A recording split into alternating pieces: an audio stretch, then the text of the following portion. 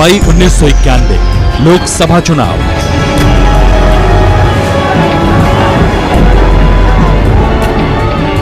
सिर्फ 1.5 साल के अंदर दिल्ली में 2 सरकारें धराशायी होने के बाद देश में लोकसभा के मध्यावधि चुनाव का ऐलान हो चुका था। पूरा देश चुनावी रंग में रंगा हुआ था। एक तरफ आसमान से शोले बरस रहे थे तो दूसरी तरफ देश भर में हो रही चुनावी रैलियों ने सियासी पारा चढ़ा रखा था।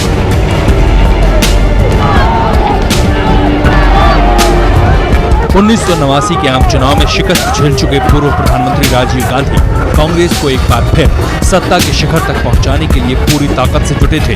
15 महीने में दोबारा आपके सामने आना पड़ गया। चिलचिलाती गर्मी और भूख प्यास की परवाह किए बगैर एक एक दिन में दर्जनों चुनावी सभाओं को संबोधित कर रहे थे।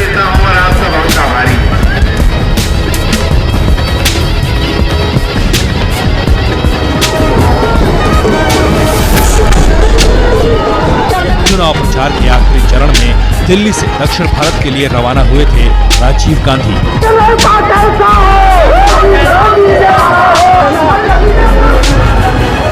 वो तारीख थी 20 मई 1991।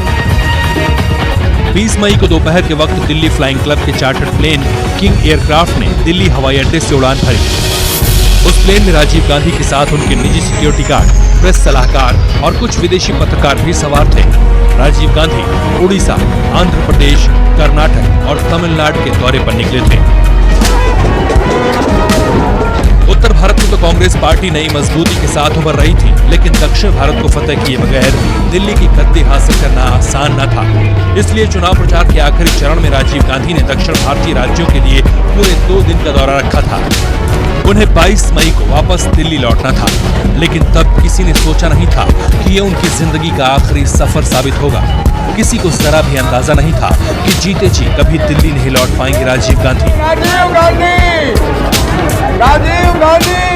किसी को भी ये इल्म नहीं था कि उनके खिलाफ रची जा चुकी है एक बेहद खतरनाक साजिश। साजिश से बेखबर राजीव गांधी ने उड़ीसा और आंध्र प्रदेश में कई चुनावी सभाओं को संबोधित किया। आंध्र प्रदेश में राजीव का आखिरी पड़ाव था विशाखापट्टनम में।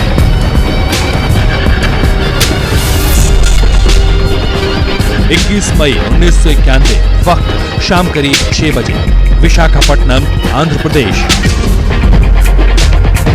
21 मई 1991 की शाम उन्हें विशाखापट्टनम में चेन्नई के लिए उड़ान भरनी थी, लेकिन ऐन वक्त पर उनके चार्टर्ड प्लेन में कुछ तकनीकी खराबी आ गई। खुद पायलट रह चुके राजीव गांधी ने भी प्लेन ठीक करने की कोशिश की, लेकिन कोई फायदा नहीं हुआ। थक-हार राजीव गांधी को 21 मई 1991 की रात विशाखापट्टनम में ही रुकने का फैसला करना पड़ा, लेकिन होनी को कुछ और ही मंजूर था। करीब आधे घंटे बाद पायलट ने प्लेन की खराब मशीन को ठीक कर दिया। 21 मई 1991 वक्त शाम करीब 6:30 बजे, विशाखापट्टनम, आंध्र प्रदेश। शाम करीब 6:30 बजे चार्टर्ड प्लेन राजीव गांधी को लेकर चेन्नई के लिए उड़ गया। तब भला किसने सोचा था कि वो उनकी जिंदगी की आखिरी उड़ान साबित होगी। काश वो 21 मई 1991 की शाम विशाखापट्टनम से चेन्नई के लिए उड़ान न भरते तो 21वीं सदी के सुनहरे भारत का सपना चूर चूर न होता। लेकिन होनी को भला कौन टाल सकता था। 21 मई 1991 वक्त रात 8:20, चेन्नई, तमिलनाडु। विशाखापट्टनम से राजीव गांधी को लेकर उड़ा चार्टर्ड प्लेन 21 मई को रात करीब 8:20 पर चेन्नई में उतरा। वहां एक बुलेट प्रूफ कार पहले से उनका इंतजार कर रही थी। वहां मौजूद थे तमिलनाडु कांग्रेस के कई नेता। हालांकि खुफिया एजेंसियां राजीव गांधी को दक्षिण भारत की चुनावी रैलियों के लिए पहले ही सावधान कर चुकी थी। उन्हें आगाह किया गया था कि वो सीधे लोगों के बीच पहुंचने से बचें, उनकी जान को खतरा हो सकता है। लेकिन राजीव गांधी ऐसी बातों पर ज्यादा ध्यान नहीं देते थे। राजीव गांधी ने तमिलनाडु कांग्रेस के नेताओं के साथ 2 मीटिंग की, चुनावी रैलियों का जायजा लिया और फिर उस दिन की आखिरी चुनावी सभा की तरफ बढ़ चुकी राजीव गांधी की बुलेट प्रूफ कार। मंजिल थी चेन्नई से करीब 55 किलोमीटर दूर श्री पेरम्बदूर। श्री पेरम्बदूर सीट कांग्रेस के लिए एक बेहद अहम थी, क्योंकि वहां से पूर्व प्रधानमंत्री इंदिरा गांधी की करीबी सहयोगी मार्गत चुनाव मैदान में थी। राजीव खास तौर पर उनके लिए वोट मांगने पहुंचे थे। राजीव गांधी बेहद थके हुए थे। कुछ लोगों ने उन्हें चेन्नई में ही रुक जाने की सलाह दी थी, लेकिन वो जानते थे कि श्री पेरुम्बदूर में कांग्रेस समर्थकों की भीड़ शाम से ही उनका इंतजार कर रही थी। राजीव की उस आखिरी चुनावी सभा का वक्त 6 से 7 बजे तय हुआ, लेकिन रास्ते में ही 9:30 बज चुके थे। अपनी पार्टी के वर्करों को मायूस नहीं करना चाहते थे राजीव गांधी, इसलिए फैसला किया कि वो हर हाल में श्री पेरुम्बदूर पहुंचेंगे। 21 मई 1991 रात करीब 10 बजे श्री पेरुम्बदूर, तमिलनाडु। पूर्व प्रधानमंत्री राजीव गांधी को श्री पेरुम्बदूर में चुनावी सभा स्थल तक पहुंचते पहुंचते रात के 10 बज गए। वहां मौजूद कांग्रेस वर्करों ने फूल मालाओं से उनका स्वागत किया।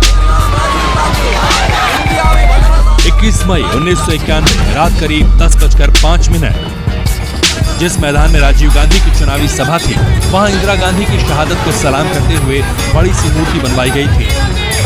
राजीव गांधी ने मंच पर पहुंचने से पहले अपनी मां की प्रतिमा पर फूल चढ़ाए।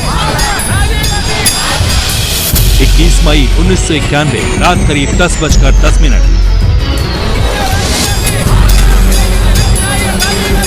इंदिरा की प्रतिमा पर फूल चढ़ाकर राजीव गांधी जैसे ही मंच की तरफ बढ़े, एक बच्ची उनके सामने आ गई।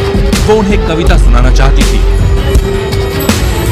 राजीव को कविता सुनाने वाली वो लड़की थी कांग्रेस की लोकल वर्कर लता रमन की बेटी कोकिला। तमिल भाषी कोकिला राजीव गांधी को सुनाने के लिए हिंदी में देशभक्ति की कविता लिखकर लाई थी।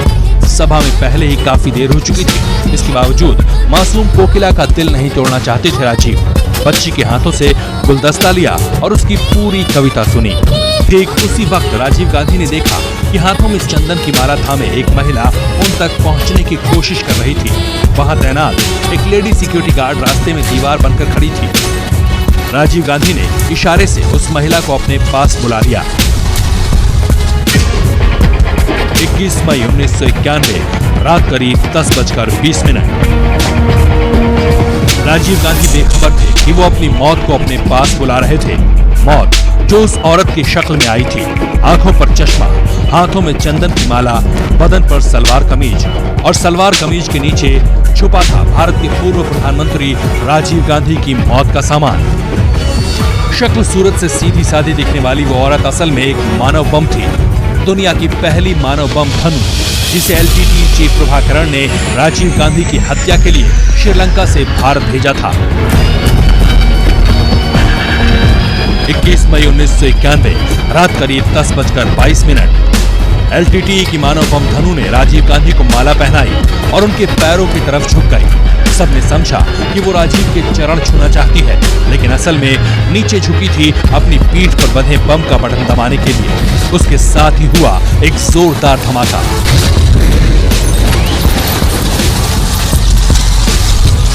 One lady sub-inspector Anusuya was the person who was trying to stop this suicide killer reaching Rajiv Gandhi. They were all close by. They relaxed, and then the person offered the garland, bent down to touch his feet, and switched on the explosive. It exploded. उस धमाके और धुएं के गुबार में सब कुछ खत्म हो गया। पूर्व प्रधानमंत्री राजीव गांधी, उनके पास खड़ी मासूम बच्ची कोकिला, उसकी मां लता और मानव बम धनु समेत करीब 1 दर्जन लोगों की मौत हो गई।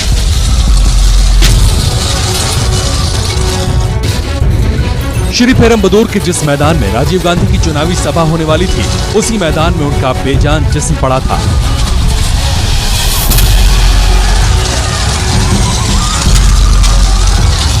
फिजाओं में बारूद की बदबू और दहशत खुल चुकी थी।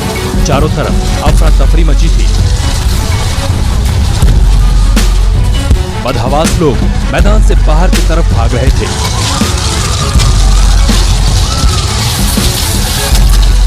वहीं मैदान में मौजूद पुलिस वाले खुद को संभालकर लाशों की शिनाख्त कर रहे थे। पूर्व प्रधानमंत्री राजीव गांधी समेत जितने भी लोग बम ब्लास्ट की चपेट में आए थे, वो सब के सब मांस के टुकड़ों में तब्दील हो चुके थे। काफी मशक्कत के बाद पुलिस ने कांग्रेस नेताओं की मदद से राजीव के शव की पहचान की। पहचान हुई थी उनके जूतों की मदद से। दरअसल 21 मई 1991 को पूर्व प्रधानमंत्री राजीव गांधी ने मशहूर कंपनी लोटो के जूते पहन रखे थे। जूतों से पहचान के बाद ही पूरी तरह छत विछत उनके पार्थिव शरीर को इकट्ठा किया गया था। जाहिर है श्री पेरम्बदूर का वो मंजर दिल दहलाने वाला था, लेकिन तमिलनाडु पुलिस के कुछ समझदार अफसर बम ब्लास्ट की तबाही देखने के बाद भी रात भर मौका वारदात पर डटे रहे। पूरे इलाके को सील कर दिया गया था। मौका वारदात से कई छोटी छोटी चीजें पुलिस के हाथ लगी जो बाद में अहम सबूत साबित हुई। उधर कुछ ही पलों में राजीव गांधी हत्याकांड की पूरी खबर दुनिया में फैल गई। पूरा देश सदमे में था। दुनिया भर में हड़कंप मच गया था। पूर्व प्रधानमंत्री राजीव गांधी की हत्या अहम चुनाव से पहले हुई थी। कार्यवाहक सरकार सवालों के घेरे में आ गई थी। कुछ ही घंटों के अंदर राजीव गांधी हत्याकांड की तहकीकात देश की सबसे बड़ी जांच एजेंसी सीबीआई के हवाले कर दी गई। राजीव गांधी हत्याकांड ने देश की सुरक्षा और खुफिया एजेंसियों को हिलाकर रख दिया। किसी के पास भी हत्या से जुड़ा ना तो कोई सबूत था और ना ही कोई पुख्ता जानकारी। जांच का जिम्मा सीबीआई को सौंपा गया था, लेकिन ज्यादातर अधिकारी इस केस को लेने से कतरा रहे थे। किसी को इस केस में नाकामी का डर सता रहा था, तो किसी को अपने और अपने परिवार की जान का खतरा। राजीव गांधी हत्याकांड की तफ्तीश के लिए सीबीआई की एसआईटी यानी स्पेशल इन्वेस्टिगेशन टीम बनाई गई थी। एसआईटी की कमान सौंपी गई थी दक्षिण भारत के तेज तर्रार आईपीएस अफसर डीआर कार्तिकेयन को।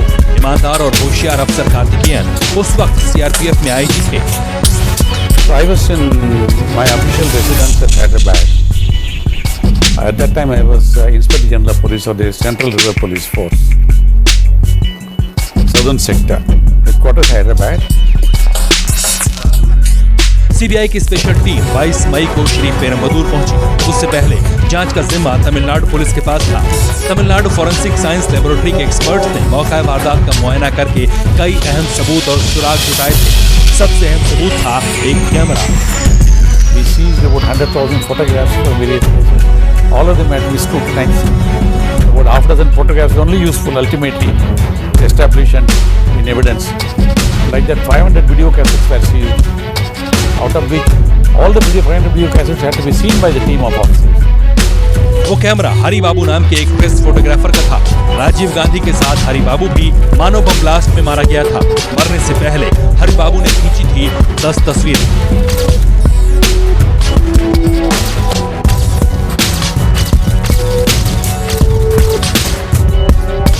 उन 10 तस्वीरों में ही मौजूद थे राजीव गांधी हत्याकांड की साजिश के कई किरदार। उन तस्वीरों में ही मौजूद थी मानव बम धनु जो चंदन की माला थामे खड़ी नजर आ रही थी। उन 10 तस्वीरों में ही मौजूद था सफेद कुर्ते पायजामे वाला एक शख्स। मानव बम धनु को राजीव गांधी की चुनावी सभा में लेकर आया था वो शख्स। उन 10 तस्वीरों में ही कैद थे कई चेहरे जो राजीव गांधी हत्याकांड के चश्मदीद थे, लेकिन हत्याकांड के बाद से ही सब के सब गायब थे। राजीव हत्याकांड की गुत्थी सुलझाने के लिए उन सभी की गिरफ्तारी बेहद जरूरी थी, लेकिन गिरफ्तारी होती कैसे? जांच एजेंसियों के पास उनका कोई सुराग नहीं था। कोई नहीं जानता था कि वो कौन थे, कहां से आए थे और कहां गायब हो गए थे। उनका नाम, पहचान, पता, ठिकाना कुछ नहीं जानती थी जांच टीम।